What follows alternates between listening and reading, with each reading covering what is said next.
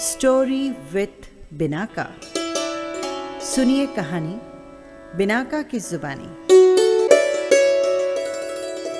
लीजिए हाजिर है ओडिशा की लोक कथा सोने के सिक्कों की बरसात। ये कहानी फकीरदास नाम के एक कंजूस की है। उसके पास कई एकड़ जमीन थी। खेती करने के लिए फकीरदास ने कई मजदूरों को रखा हुआ था और साथ ही साथ वो साहूकारी भी करता था।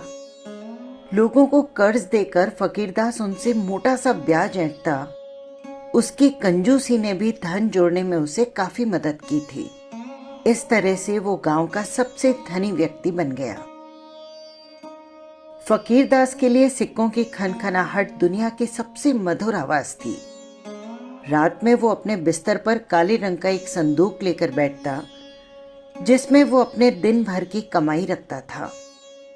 रोज सोने से पहले सारे धन की गिनती करता और जब तक वो अपने धन को नहीं गिनता उसे नींद नहीं आती थी। फकीरदास के यहाँ एक मजदूर काम करता था और उसका नाम था सुखिया।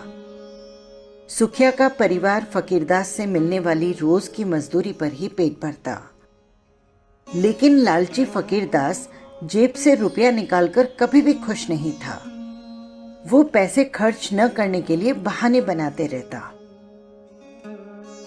एक बार फकीरदास ने सुखिया को कई दिनों की मजदूरी नहीं दी।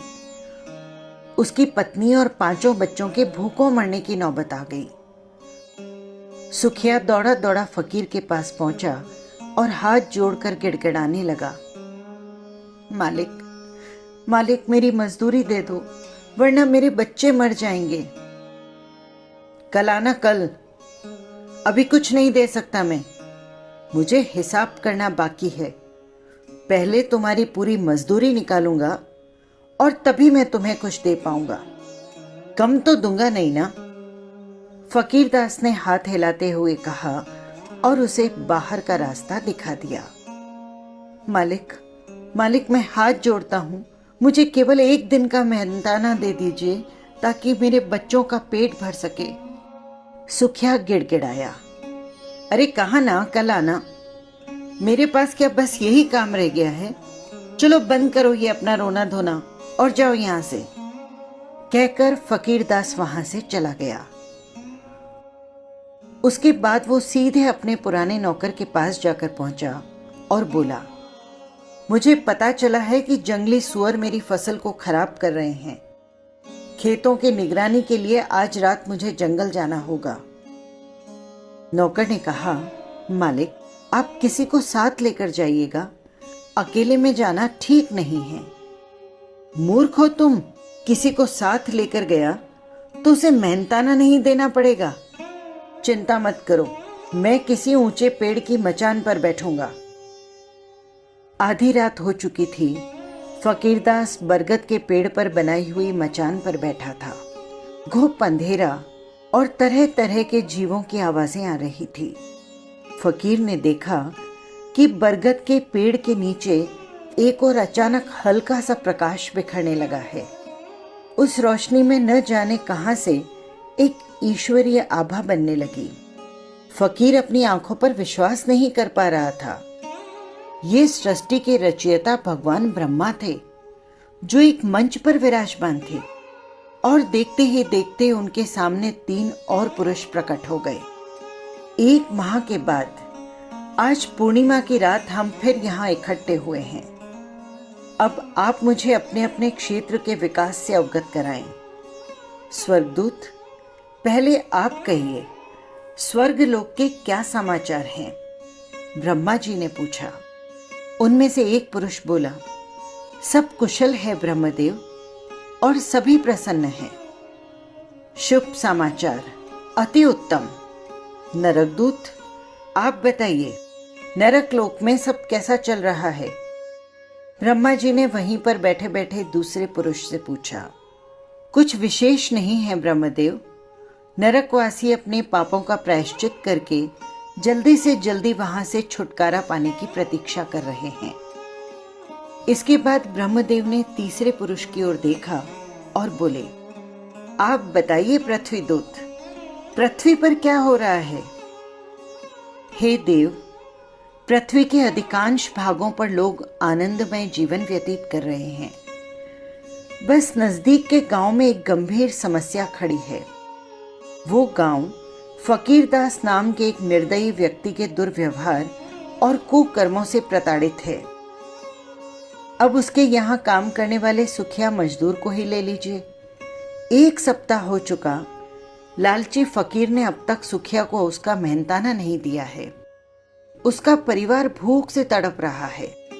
पृथ्वी दूत, ये तो बहुत दुखद समाचार है। तुम ये थैला लो, इसमें सोने के सिक्के भरे हैं। कल रात को इन सिक्कों को सुखिया की झोंपड़ी की छत से बरसा देना। ये सिक्के उन निर्धन श्रमिकों की हर जरूरत को पूरा करेंगे। इन शब्दों के साथ ब्रह्मदेव ने पृथ्वी दूत को एक थैला थमा दिया। कुछ ही पलों में सब अंतर ध्यान हो गए और वहीं चारों ओर अंधेरा छा गया। फकीरदास जल्दी जल्दी अपने घर की ओर दौड़ा। सुबह उसने सुखिया को बुलावा भेजा और कहा, सुखिया, मुझे क्षमा करो, मैंने कल तुम्हारी एक भी बात नहीं सुनी। ये लो अपने 7 दिन का परिश्रम।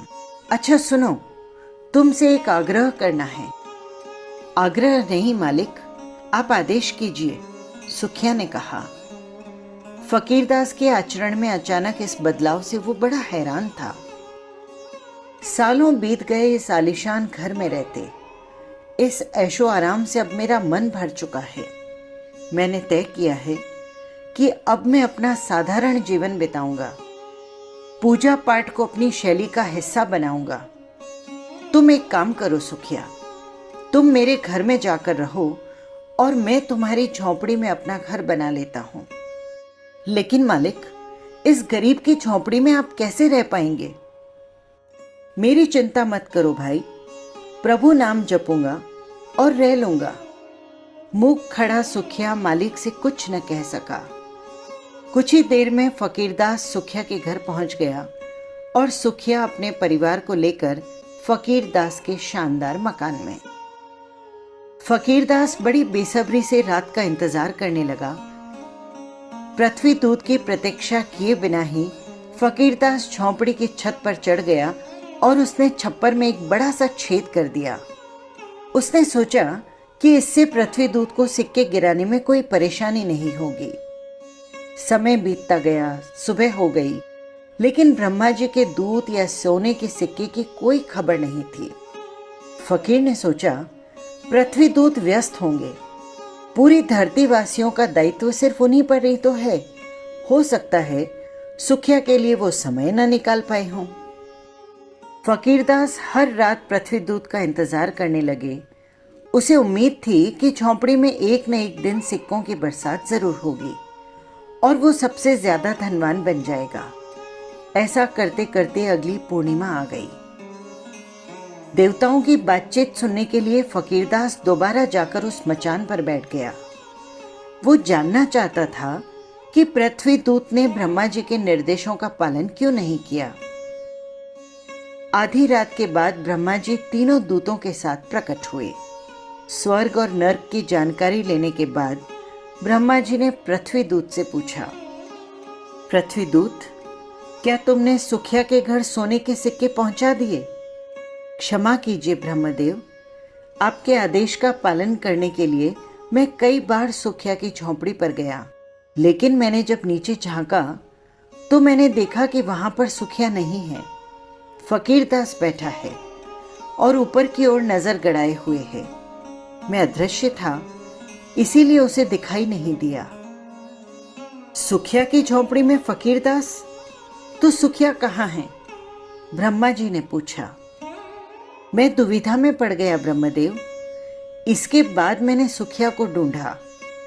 आपको आश्चर्य होगा ब्रह्मदेव, सुखिया फकीरदास के घर में रह रहा है। अच्छा, तो ये बात है।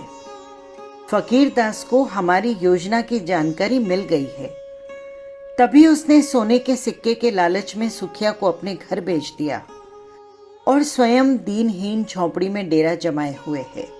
फकीरदास स्वयं को बहुत चतुर समझता है, लेकिन समझदारी की प्रशंसा करनी होगी पृथ्वीदूत।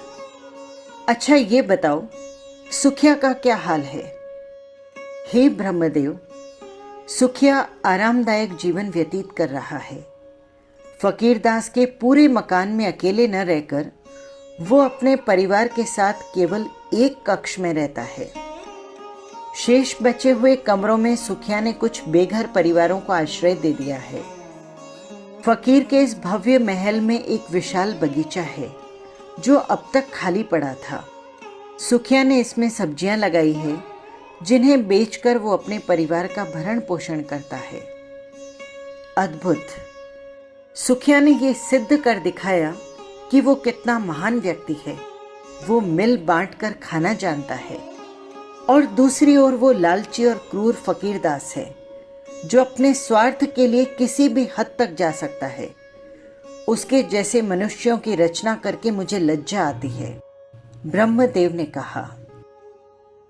इतना सुनने की देर थी कि मचान पर बैठा फकीरदास आत्मग्लानि और पश्चाताप से भर गया।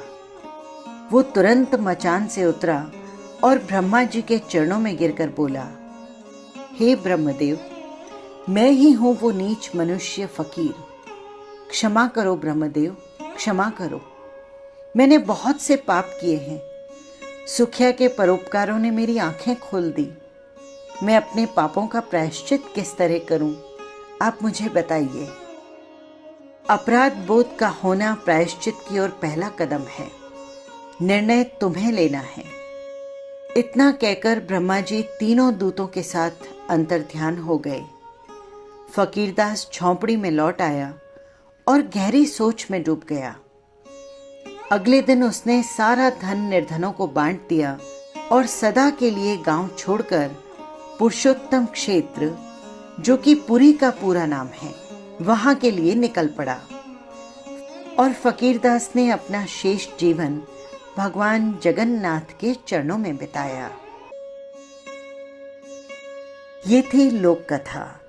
अगर आपको अच्छी लगी हो तो कमेंट बॉक्स में ज़रूर कमेंट कीजिएगा। फिर मिलेंगे किसी नई कथा या कहानी के साथ। नमस्कार।